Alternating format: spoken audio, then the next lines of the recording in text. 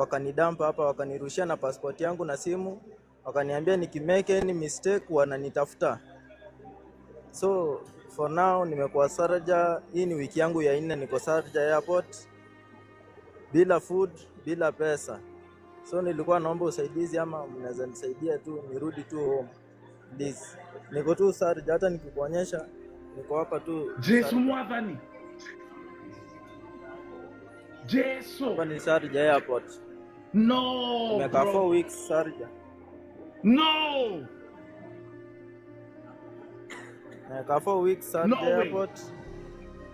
Na survive tu. Pesa nilikuwa nayo kidogo, nimekunywa maji, na kuna marafiki, kuna live tulikuwa juzi wakanisupport kidogo, nikapata ya food and then ikakuja ikaisha.